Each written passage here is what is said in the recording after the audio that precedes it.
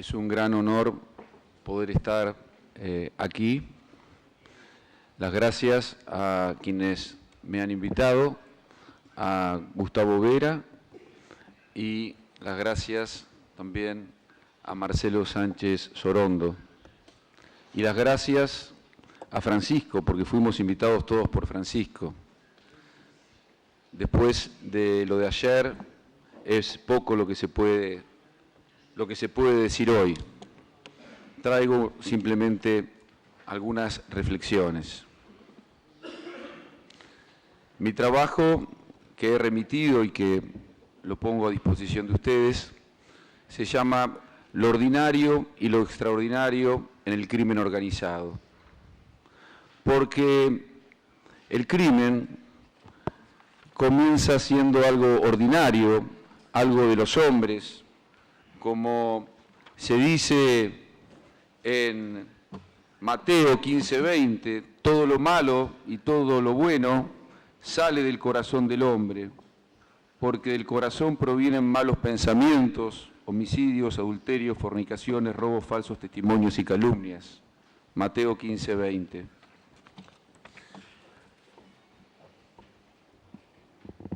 Lo enmarañado de las burocracias muchas veces no nos hace ver que tras el delito se encuentra la ira que genera los delitos de odio.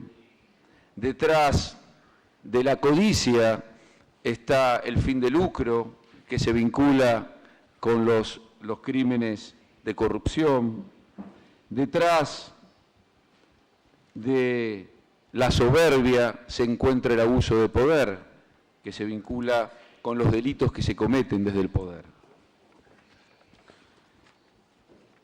En las convenciones internacionales de criminalidad organizada se ha rescatado la cuestión vinculada al afán de lucro, porque así lo establece la Convención Transnacional de Lucha contra el Crimen Organizado, pero se ha dejado de lado el odio. Las mismas Naciones Unidas no se han puesto de acuerdo en definir el terrorismo y tampoco se han agregado las situaciones de abuso de poder que sufrimos los latinoamericanos con las dictaduras.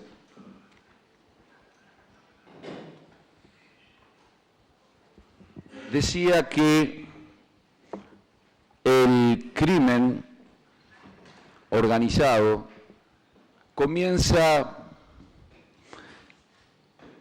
por pequeñas bandas que se agrupan y debemos preguntarnos cómo estas bandas se consolidan, cómo estas bandas permanecen en el poder, cómo esto que es algo ordinario se convierte en extraordinario. Sobre eso se centra mi reflexión.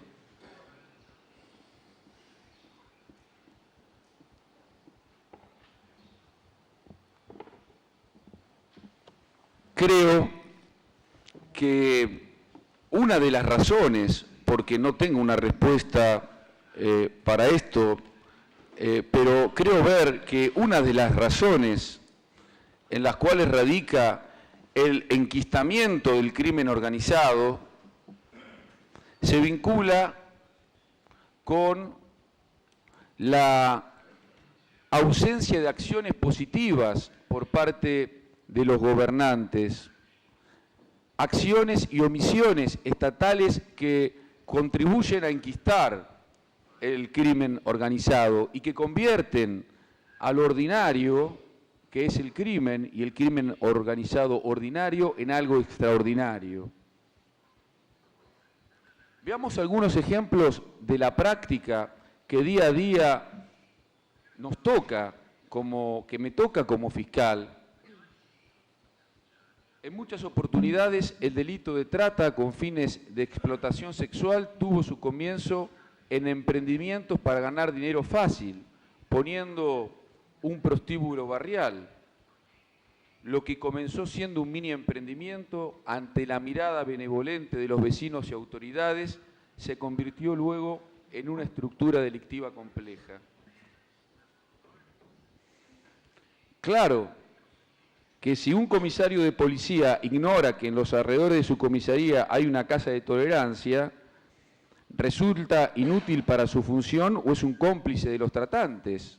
Y sus omisiones contribuyen a consolidar la organización criminal dedicada a la explotación sexual de mujeres y niñas pobres. En la ciudad donde me toca trabajar como fiscal, fue tan escandalosa esta cuestión que el dueño de un prostíbulo era un policía, que fue condenado por la justicia de la ciudad de Mar del Plata, sentencia ratificada por los tribunales superiores. Otros casos, los casos de los neonazis, comienzan siendo pequeñas bandas, pero estas pequeñas bandas crecen indebidamente en el desprecio a sus semejantes, con la mirada tolerante de la autoridad que les da cabida. Cabe recordar que los genocidios tuvieron su comienzo en estos grupos minoritarios que odian al otro, al distinto, al que piensa de otro modo. Reacciones que son producto de la soberbia y de la ira. Cuando la autoridad no frena a los grupos que profesan odio y realizan acciones violentas, serán esos grupos quienes finalmente marquen las pautas de convivencia en las calles, consolidando la organización violenta. Otros casos que nos han tocado intervenir, los casos de tráfico de drogas. Los traficantes no hacen las cosas gratuitamente, sino con un claro fin de lucro, que tiene su origen en la avaricia que los lleva a estas acciones. Muchas de estas personas comenzaron siendo consumidores, pasaron a ser trafiadictos y culminaron siendo traficantes. Y en muchos casos no han contado con la asistencia social y estatal necesaria para evitar esa escalada de responsabilidad criminal. Si quienes tienen a su cargo los programas de prevención de las adicciones y quienes llevan a cabo las tareas de investigación y sanción de quienes trafican drogas no ponen su máximo esfuerzo para evitar que la salud de la población corra aún más riesgos, contribuyen indebidamente a la propagación de este flagelo. Me ha tocado también intervenir en los casos de lesa humanidad en mi país. Las dictaduras de América Latina de los años 60 y 70 tuvieron en la soberbia de algunos militares su motivación, impulsados por quienes defendiendo sus intereses, vernáculos y foráneos, engañaron a gran parte de la población y tomaron el poder por las armas. La inacción de los actores estatales, entre ellos jueces y fiscales, consolidaron esa estructura. Hubo jueces y fiscales que trabajaron en las dictaduras, pero hubo otros jueces y fiscales de las dictaduras. No es lo mismo trabajar en la dictadura que ser juez y fiscal de la dictadura. Estos últimos contribuyeron a la consolidación de los golpes de Estado, pues en el marco de su incumbencia institucional legitimaron la legislación dictatorial y consolidaron así las organizaciones criminales.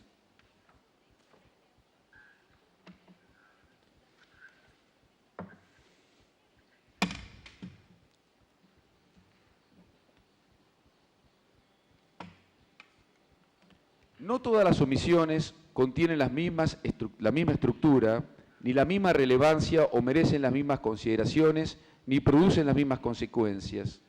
Deben distinguirse distintas situaciones que llevan a considerar la responsabilidad de la autoridad.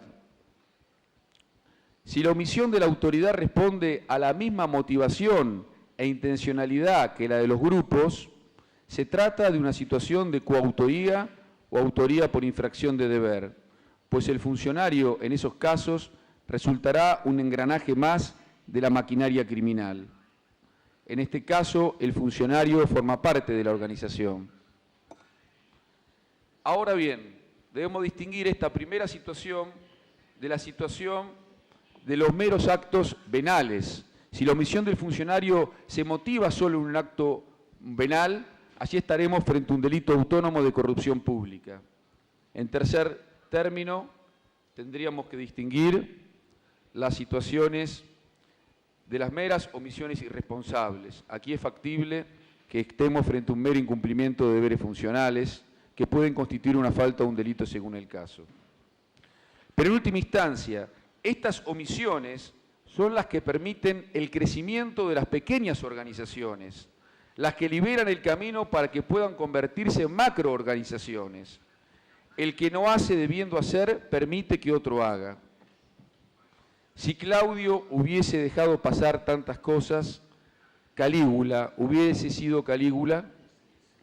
El criminal más grande es un hombre al que otros hombres debieron ponerle límites cuando tenían el deber de hacerlo y no lo hicieron. Normativamente podríamos decir que mientras al común de los hombres se les impone el deber de no dañar a otros, como nos enseñan los romanos, los funcionarios están obligados a evitar que los hombres comunes dañen a otros. El funcionario público no solo no debe dañar, sino que debe evitar el daño que pueden realizar con sus acciones dolosas o imprudentes el resto de los hombres. Entiendo que esto es lo extraordinario del crimen organizado, la participación por acción u omisión de funcionarios públicos que, lejos de cumplir su rol general de promover el bien común y específico de ejercer el rol institucional que les compete, permiten que estas organizaciones crezcan y se consoliden.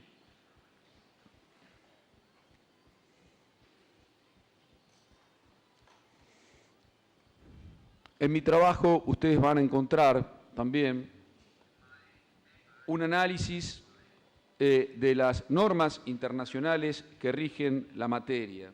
Ayer decía el Papa Francisco que la nómina de los delitos de lesa humanidad deben abarcar las situaciones de trata.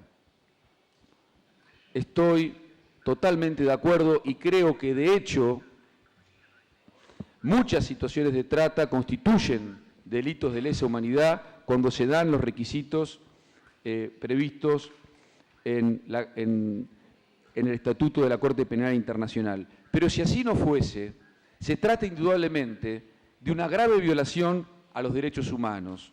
Así lo han dicho varias cortes. Y así lo ha dicho nuestra Corte. La Corte Suprema de Justicia de la Nación Argentina ha establecido, en el caso Simón, que los crímenes contra la humanidad afectan a la persona como integrante de la humanidad, contrariando a la concepción humana más elemental y compartida por todos los países civilizados, y que son cometidos por un agente estatal en ejecución de una acción gubernamental o por un grupo con capacidad de ejercer un dominio y ejecución análogos al estatal sobre un territorio determinado. Y esto ocurre cuando la corrupción se enquista o ocurre cuando los tratantes o los traficantes de drogas toman un territorio.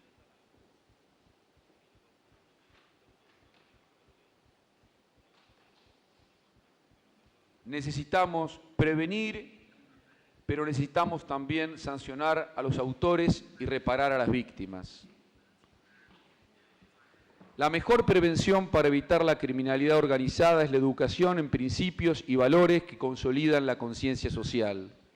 En este punto resulta decisivo desterrar actitudes que afectan a toda la comunidad y que dan ocasión al crecimiento de las organizaciones criminales. El no te metas, el por algo será, el dejar pasar y hacer, todo ello beneficia a algunos pero no al conjunto. La ausencia de participación en los problemas comunitarios resulta funcional a quienes defienden sus propios intereses y responden a una visión egoísta desde el punto de vista de la ética social. Los dirigentes, los jueces y fiscales con los que cuenta un Estado democrático de derecho no son superhombres, sino hombres que responden a la idiosincrasia de una comunidad determinada, pues nacieron, se criaron y desarrollaron su vida en ella. Educar en la solidaridad comunitaria y en principios de justicia resulta el mejor antídoto para dejar fuera la posibilidad de crecimiento de las organizaciones criminales. Los ciudadanos conformados en estos valores difícilmente puedan ser captados por las mafias, pasar a integrarlas o resultar sus víctimas. Parágrafo 12 de la carta encíclica Laudatio Si. Prevenir con la educación en los valores, pero también con la efectiva aplicación de la ley.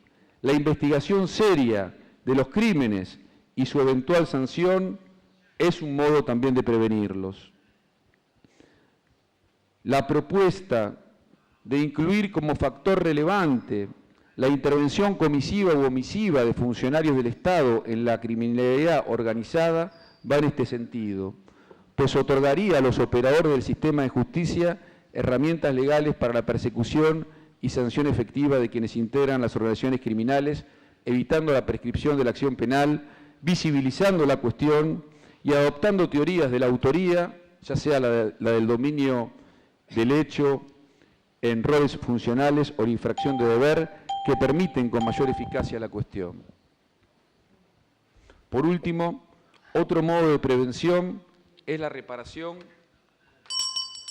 a las víctimas, más allá de constituir un deber legal y ético de los Estados.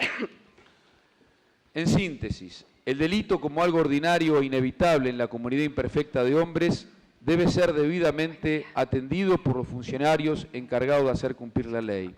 Cuando ello no ocurre, lo ordinario se convierte en extraordinario y se enquistan en la comunidad las organizaciones criminales.